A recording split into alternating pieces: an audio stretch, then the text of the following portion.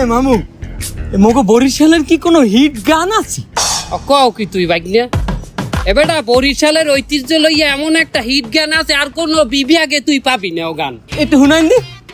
না ভাই বরিশাল বরিশাল মগো বরিশাল, মগো দেশে বইয়া গেছে এক্সের নদী খাল। আগো আগো কি মামু ভিতরে পেঁচাই গেছে?